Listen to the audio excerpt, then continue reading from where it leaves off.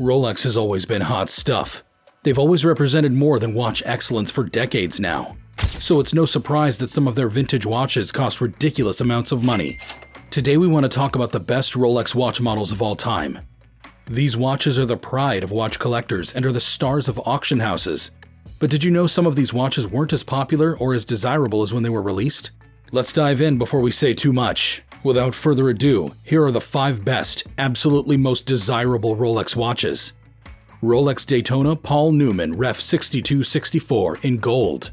This Rolex model is thought to be the most advanced version of the Daytona. Only a few quantities were made from the end of the 1960s to the beginning of the 1970s. It is the link between the two main parts of Daytona's history. Its case and pump pushers are just like the first model of the famous Rolex chronograph. This watch was made with the caliber 727. Some of the 6264 were made of yellow gold, but most were made of stainless steel. Only 10 18-karat yellow gold 6264s are known to exist, making them a true rarity. When one of these rare pieces shows up on the international market, it's a big deal, and collectors are by far the happiest. These pieces are often the most valuable and important parts of some of the best private collections. In search for vintage Rolex Daytona watches, they are the best thing that can be found, and this is us being true fans. A small number of these pieces are made with the famous Paul Newman dial. In addition to the hard-to-find lemon version, the dial also came in champagne and black. Even though both are very popular, people preferred black. At the beginning of the 2000s, this famous Rolex Daytona Paul Newman Ref 6239 could be bought for about $30,000. While you may pay at least 10 times as much for it now, you may find a lot of cheaper versions of the reference in the market. However, keep in mind that the Paul Newman name refers to watches with an exotic dial that are more colorful than the original black or silver dial versions. After a few years, Rolex stopped making these Paul Newman dials because they didn't sell very well. Shocker, right? Now they are pretty rare, and the fact that they were worn by Paul Newman makes them some of the most sought-after vintage watches. But for good reason, right? The one that sold at auction for a whopping $17.8 million was Newman's own Daytona Ref 6239. Prices for normal Rolex Daytona Paul Newman Ref 6239 watches start around $300,000 and can easily go up to $500,000. The Rolex Red Submariner 1680, also known as the Red Submariner, is a very rare and highly valued watch. It wouldn't be here if it wasn't. Now, the red writing on the dial of the Red Submariner may be the most unique and valuable thing about it. The name Submariner was written in red instead of the usual white on the first Submariner 1680s, which were made from about 1967 to about 1975. Collectors now pay a lot of money for Rolex watches with red writing on them.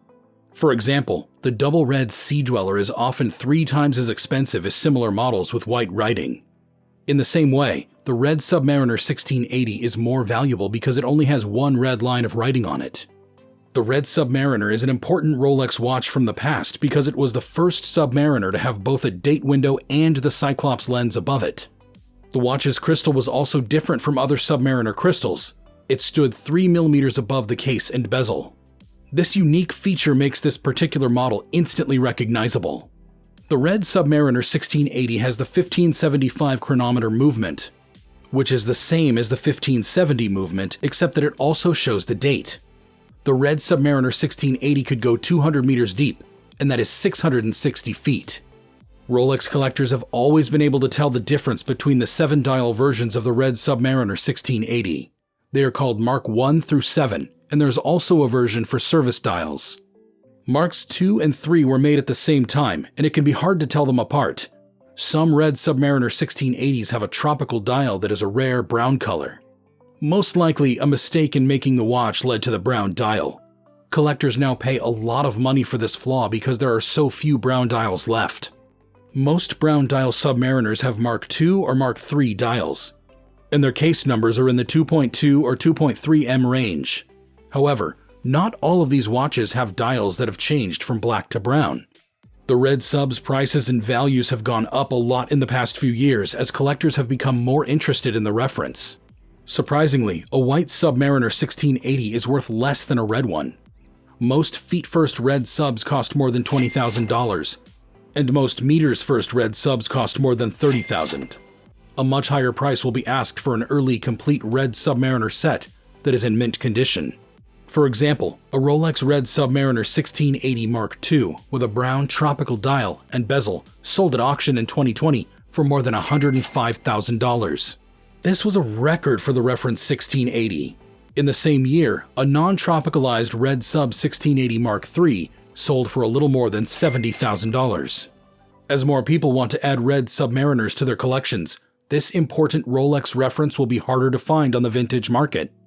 Rolex Submariner Ref 6538. This one is known as the first Bond Submariner watch. It has a special place in Rolex's history and our hearts. Even though the nickname has been given to other Submariners, like references 5508 and 6205, reference 6538 is the first Submariner to appear in a James Bond 007 movie. Reference 6538 was made between 1954 and 1959. It has been in several Bond movies, such as Dr. No, From Russia with Love, Goldfinger, and Thunderball. In each movie, actor Sean Connery wears Ref 6538 with different combinations of straps and uses it to do his job. In the movie Goldfinger, Connery may have given the Rolex dive watch its most famous shot when he used his lighter to light up the watch's face. One of the most noticeable things about Submariner 6538 is that it has a big crown and no crown guards. This reference's big crown makes it stand out from the rest of the Submariner family, and collectors want it. Ref 6538 has a caliber 1030 lever with a nickel finish and 25 jewels. The brown or black gloss dial has a large luminous dot, baton, and dagger markers, as well as luminous Mercedes hands and a sweep center seconds. On top of the dial and case is a 60-unit black bezel that can be turned. Even though Ref 6538 is called the Bond Submariner, it is more than just a prop from a movie. Instead, it was made in the style of the Submariner family, and with divers and other people who like to go on adventures in the water in mind. The 38mm tonneau-shaped oyster case has a screwback and a large screw-down crown, which makes it resistant to water pressure, up to an impressive 300 meters or 1,000 feet. Rolex GMT Master Ref 6542. This is yet another timepiece featured in James Bond. Honor Blackman, who played Bond girl Pussy Galore in the movie Goldfinger, wore this watch. It was certainly cool to see the GMT Master in the movie, but it was even cooler to see it on Blackman's wrist. In those days, it wasn't very common for women to wear watches that big, but the fact that she played Goldfinger's pilot and was an all-around cool character makes it even better. The Rolex GMT Master was made so that pilots could keep track of the time in 2 different time zones at the same time. The famous red and blue Pan Am colors gave the red and blue color scheme its idea. We like how Rolex used shades of red and blue for the bakelite bezel, and the best patina charm is seeing those colors together with the worn 24-hour scale. The bakelite bezel is one of the weakest parts of the watch because the material cracks easily. This makes it hard to wear a vintage one, but even so, the Ref 6542 has the best bezel colors ever. Also, the Rolex GMT Master hasn't changed as much as some of the Rolex's other famous models. The design of the GMT Master hasn't changed much over the years, but there can only be one first. Depending on how good it is, you can expect to pay between $70,000 and $150,000. The Rolex Ref 6541 Milgauss was released in 1954 with the express purpose of protecting scientists and engineers from the effects of electromagnetic radiation. Magnetic fields are well known to be one of the natural adversaries of timekeeping due to their negative effects on the precision of a clock or watch. The secondary soft iron cage in Ref 6541 follows the idea of a Faraday cage to protect the mechanism. The magnetic resistance was bolstered with the use of anti-magnetic metals. Aptly titled, the Milgauss is a combination of the words mille, French for 1,000, and gauss, the unit to measure electromagnetic fields.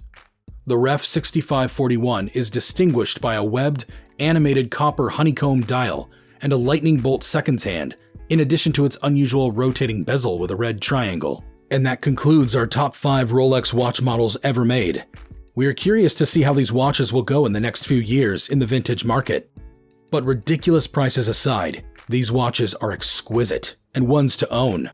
Is there a watch you think should be on this list?